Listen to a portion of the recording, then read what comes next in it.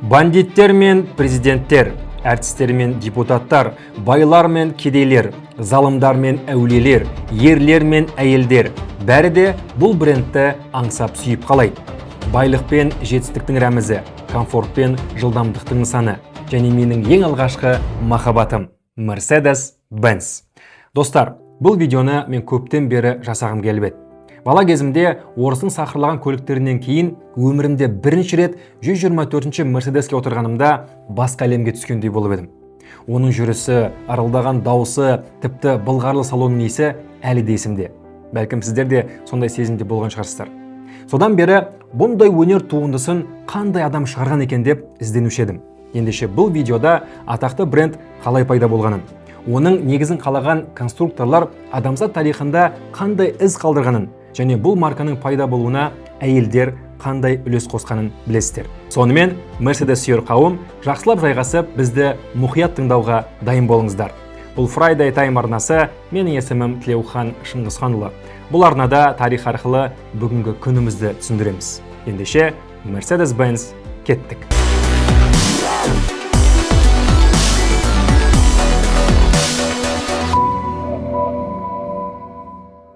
Әдетте Mercedes-тің тарихын айтқанда тек Карл Бенц жайлы айтып, атақты марканың шығуына атсалысқан тағы да екі данышпан конструкторларды атамай кетеді. Бүгін бұл тарихи әділетсіздіктің көзін жойып, Mercedes-Benz жайлы естімеген тың ақпаратты сіздерге ұсынамыз. Асылында бір жағынан Карл Бенц Mercedes-тің негізін қаласа, екінші жағынан қос серіктес Готлиб Даймлер мен Вильгельм Майбах Mercedes-тің іргесін салып кетеді. Және бұл видеода аты көпшілікке беймәлім Вильгельм Майбах іс жүзінде Mercedes деген атаумен шыққан ең алғашқы автокөлікті қалай шығарғанын білесіздер. Ендеше бәрін ретімен айтайық. Дәстүрден жаңылмай біз де әуелі Карл Бенцтен бастаймыз. Әлемді өзгерткен Карл Фридрих Михаил Бенц 1844 жылы қарапайым отбасыда дүниеге келеді. Карлдың техникаға деген қызығушылығы әкесінен өссе керек, өйткені оның әкесі поезд машинисті болып қызмет ететін. Өкінішке орай Карлдың әкесі пневмониядан ерте қайтыс болады. Сондықтан анасымен жалғыз қалған 2 жасар Карл жетімнің тауқыметін ерте көреді. Осы жерде әлем тарихында әйел кісінің рөлін атап кеткім келіп тұр. Жалпы атақты компаниялардың немесе мемлекет қайраткерлерінің тарихын зерттегенде көбінесе ер кісілер жайлы айтады. Алайда әйел затының үлесінсіз біз білетін Mercedes бәлкім болмас пе еді. Алып та туады анадан, батыр да туады анадан демекші, Mercedes-тің шығуына үлес қосқан бірінші әйел Карлдың анасы Жозефина болатын. Ол кісі жастайынан жетім қалған баласын ел қатарына қосу үшін барын салады. Біріншіден, Карл аштан өлмей аман қалады. Ал ол заманда жалғыз басты әйелге бұның өзі үлкен жетістік еді. Оны аз көрген талапты анасы Карлды оқуға береді. Ал ол кезде қазіргідей орта мектептерде тегін білім берілмейтін. Бәрінде төлеу керек. Аянбай еңбек етіп, баласының болашағына барын салған Карлдың анасы бұны да еңселеді. Осы сәтте пайдалана отырып, мені мектеп кезінде малын да, жанын да аямай репетиторларға апарған менің анама алғысымды білдіргім келеді. Рахмет анашым, Алла разы болсын. Сонымен анасының үмітін ақтаған жас Карл 20 жасында туған қаласының политехникалық институтын аяқтап, машина құрайтын сауатқа мамандық бойынша инженер-механик болып жұмысқа орналасады. Осы жерде Карлдың барлық кәсіпкерлерге тән ортақ қасиеті байқалады. Жаңа нәрсе ойлап шығарып, жеке кәсіппен айналысу деген Карлдың қиялындағы идеясы маза бермей, оны тұрақты айлықпен сенімді болашақтан бас тартып, риск пен қауіпке толы кәсіпкерлік жолға түсіреді. Осылайша 1875 жылы өзінің досы Август Риттермен бірге механикалық шеберханасын ашады. Алайда серіктестердің қайратты еңбегіне қарамастан ортақ кәсіптері жүрмей қойып, қарызға батады. Бұл жағдайда Карлдың өтініштеріне көнбеген Риттер компаниядан кетіп қалады. Осылайша Карл Бенц сенімді серіктестің қадірін ерте түсініп, қарызға батып жалғыз қалады. Алайда Карлдың сол кезде енді ғана шыға бастаған ішінен жанатын қозғалтқыштың жеке үлгісін жасап шығару арманы оның үмітін үздірмей алға жетелейтін. Дегенмен Карл Бенц ақшадан қатты қысылады. Осы жерде әлемдегі ең алғашқы автокөлікпен Mercedes-Benz брендінің пайда болуына үлкен үлес қосқан екінші әйелмен танысайық. Карлдың жағдайы қиын болған соншалық, өзінің сөйлесіп жүрген қызы Берта Рингердің әкесінен кәсібін жалғастыру үшін қарызға ақша сұрайды. Ойланып көріңіздер, әлі үйленбеген қыздың әкесінен қарызға ақша сұрайды.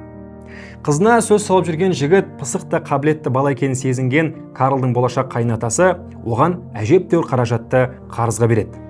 Негізі, қайын жұртының көмегімен аяққа тұрған жігіттер біздің елде де жетерлік. Осы орайда бір анонс жасап кетейін.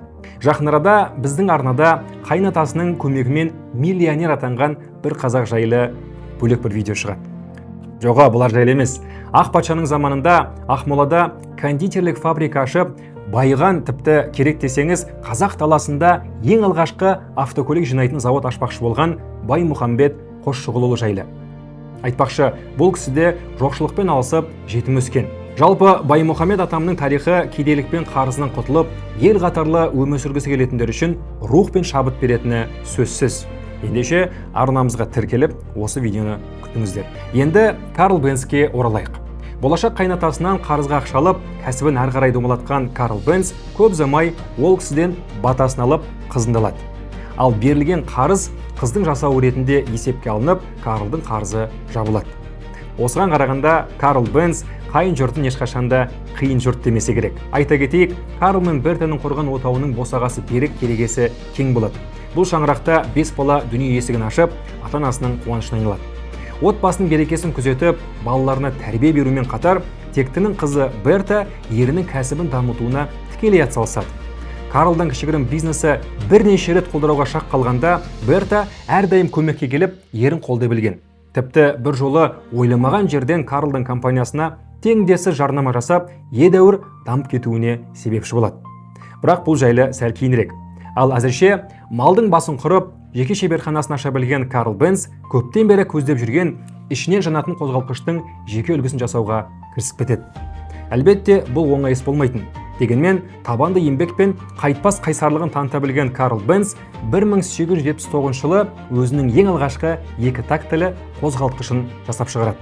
Бірақ бұл тек бастамасы ғана болатын.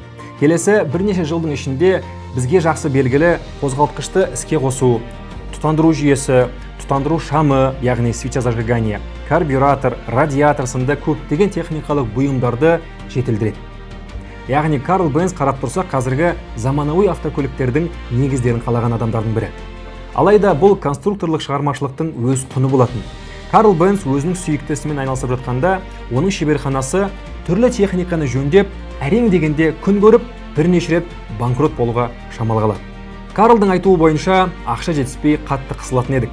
Бірақ Берта ол үшін шағымданып мені мазаламайтын. Қайта өзін көп нәрседен шектеп, мені қолдап жүретін еді дейтін. Бұған не дейсің? Жұрттың қатыны осындайық болсын дегіміз келеді. Ерінің табысты болуын қалаған қыз-келіншектердің құлағына алтын сырға. Осынау қиындықтарды еңсеріп, өзінің шеберханасымен өзі ойлап шығарған заттардың патенттерінің негізінде Карл Бенц бірнеше инвесторларды тартып, 1883 жылы Benz & Co деп аталатын жаңа компаниясын құрады. Мінекей дәл осы компания болашақ Mercedes-Benz-тің негіздерінің бірі болады. Және осы компанияның аясында Карл Бенц өзінің 2 тактылы моторларын жүйелі түрде шығарып, саудасын жүргізіп, жағдайы ақырындап сөйлей бастайды. Бенцтің моторлары көбінесе шағын заводтарда, шеберханаларда, диірмендерде немесе ауыл шаруашылығында орнатылып, қазіргі электр моторларының орнына пайдаланатын. Мысалы, бүгін сіз шеберханаңызға электр моторын қойып, станок жүргізсеңіз, 19 ғасырда дәл сол жұмысты Бенцтің қозғалтқыштары атқаратын. Уақыт өте келе, Карл Бенцке мынандай керемет идея келеді. Осы моторды барынша ықшамдап, жеңілдетіп, бензинмен жұмыс істейтіндей етіп, оны арбаға орнатып, сол арбаны өздігінен жүргізсе қайтеді деген ой келеді. Бұл идеясын іске асыруға қанша жыл кеткені белгісіз, бірақ ақыры 1886 жылы Карл Бенц өздігінен жүретін арба шығарады. Ол үшін велосипед дөңгелектеріндегі қарапайым арбаның алдына темір тұтқалы меңгеріп, артына 4 тактылы қозғалтқыш орнатады да, адамзат тарихындағы ең алғашқы 3 дөңгелекті автокөлік шығарады. Бұның ресми атауы Benz Patent Motorwagen, яғни Бенцтің патенттелген мотор арбасы дегенді білдіреді. Осынау тарихи сәтте неміс халқы Карл Бенцті алақанына салып, қолпаштап, қошеметтеген шығар десеңіздер, қателесесіздер. Өйткені өздігінен жүрсе де, жиі бұзыла беретін, адамдармен малды шошытып, сақыр-тұқыр түтіп жүретін Карлдың арбасы көпшілікті аса қызықтыра қоймайды. Сол себепті алғашқы жылдары оның саудасы да жүрмейтін. Бұл жерде Мерседестің Мерседес болуына Бенцтің әйелі Берта тағы да айтулы үлес қосады. Ол кісі 1888 жылы төркіндеп қайту үшін күйеуі жасап берген көлікке екі ұлын отырғызып алады да 100 километр қашықтықтағы анасының үйіне аттанады. Неткен батылжан деймді, 100 километр жақын жер емес қой. Оған қоса жол бойы машина жиі бұзыла береді. Қырға шығайын десе, әлсіз мотордың күші жетпей, ұлдары машинаны итеріп көтеретін. Жалпы жол бойы азапқа түседі. Дегенмен тапқыр әйел көлікті қолдағы бар нәрсемен өзі немесе жолдағы ұсталардың көмегімен жөндеп алып, бензин таусылғанда оны маңайдағы дәріханадан сатып алатын. Себебі ол кезде бензинді тазалау құралы ретінде дәріханаларда сататын. Осынау қиындықтарға қарамастан Берта 4 күннен аман есен келеді. Әлбетте, Бертаның осынау сапары жұрттың бәрін таңғалдырады. Өздеріңіз ойлап көріңіздер. Ол заманда бізге үйреншікті автокөлік деген нәрсе болмайтын. Ғасырлар бойы адамзат атты арбаға жегіп қозғалатын. Ал мына жерде болса, арбаның өзі атсыз келе жатыр. Осы оқиғадан кейін газеттер атсыз арбаны тізгіндеген әйел жайлы жарысып мақалалар жазып шу көтереді. Бұл болса Бенцтің көлігіне нағыз вирусты жарнама болып, оны тек Германияға емес, бүкіл Еуропаға танымал етеді. Осының арқасында Бенцтің машинасы сұранысқа ие болып сатыла бастайды. Ал енді Mercedes-Benz'тің іргесін қалаған екінші тарапқа ауысайық. 1886 жылдың қаңтарында Карл Бенц өзі шығарған 3 дөңгелекті көлігіне патент алса, дәл сол жылдың күзінде Карл Бенцте небәрі 90 км қашықтықта орналасқан Канштадт қаласында қос инженер Готлеб Дайнер мен Вильгельм Майбах 4 дөңгелекті автокөліктің патентін алады. Яғни бұлар да Бенцтен бөлек сәл кешірек болса да, дәл сол жылы өз бетінше 4 дөңгелекті өздігінен жүретін арба шығарады. Жалпы Даймлер мен Майбахтың тағдыры Бенцтің тағдырына өте ұқсас келеді. Бұлар да Бенц сияқты қарапайым отбасынан шыққан. Тіпті Майбах 10 жасында толық жетім қалады. Бұлар да Бенц сияқты үлкен заводтағы лауазымды қызметтерін тастап, жеке кәсіп бастап, шағын механикалық шеберханасын ашады. Бұлар да Бенц сияқты бензинде істейтін, ішінен жанатын қозғалтқыш жасаумен шұғылданады. Тіпті 1885 жылы өздері жасаған кішкентай ғана моторын ағаштан жасалған рамаға орнатып, адамзат тарихындағы ең алғашқы мотоцикл жасап шығарады. Ал 1890 жылы Даймлер мен Майбах шағын шеберханадан үлкен өндіріске көшу үшін бірнеше инвесторларды тартып, Даймлер моторын Gesellschaft компаниясын құрады. Қысқаша ДМГ. ДМГ жерде, аспанда және суда қолданатын қозғалтқыштарды шығарумен айналысады. Дәл осы концепция болашақта Mercedes-тің 3 сәулелі әйгілі логотипіне негіз болады. Ал Mercedes деген атау болса, бұлай пайда болады екен. Daimler компаниясының акционерлерінің бірі Эмиль Елинек атты австриялық кәсіпкер әрі дипломат, автокөліктер мен автожарыстардың нағыз фанаты болатын. 1900 жылы Эмиль Елинек ДМГ компаниясына автожарыстарға арналған жаңа көлік моделін шығаруға үлкен сомада тапсырыс береді. Төленген сомасы қомақты болғандықтан, Елинек жаңадан шығатын көлік моделін өзінің қызының құрметіне Mercedes деп атау керек деп шарт қояды. Бұған қарсы болмаған ДМГ Елинектің шарттарын қабылдап, жұмысты бастап кетеді. Өкінішке орай, дәл сол жылы жасы келіп, денсаулығы нашарлаған Готлеб Даймлер дүние салғандықтан, жаңа көлікті шығарудың бар жүгі Вильгельм Майбахтың мойнына түседі. Болашақта конструкторлардың патшасы деген атаққа ие болатын Майбах үмітті ақтап, бұрын соңды болмаған Mercedes 35 PS деп аталатын керемет машинаны шығарады. ДМГ-ның бұл моделі 1901 жылы Ниццадағы автокөлік жарыстарының барлық жүлдесін сыпырып алады. Таңданған халық болды. Ескі көліктер кезеңі өтті. Енді тек Mercedes-тің дәуірі басталды десті. Себебі бұған дейін автокөліктер көбінесе ат арбаға кішкентай ғана мотор орнатылған өздігінен жүретін арба болса, Майбах автокөлік шығарудағы жаңа кезеңді бастап, революциялық дизайндағы кең, аласа, жеңіл, аэродинамикасы бар нағыз спорткар шығарады. Сондықтан Вильгельм Майбахтың бастауымен шыққан Mercedes 35 PS моделі қазіргі заманауи автокөліктердің атасы деп санауға болады. Бұл модель өте сәтті шығып әрі танымал болғандықтан 1902 жылдан бастап Daimler компаниясы барлық автокөліктерін Mercedes атаулы маркасымен шығара бастайды. Яғни жоғарыда айтқанымыздай Вильгельм Майбах Mercedes деген атаумен шыққан ең алғашқы автокөліктің нағыз автор болатын. Ал испан тілінде мейірім дегенді білдіретін кішкентай ғана Mercedes деген қыздың аты бір ғасыр асып тарихта қалады.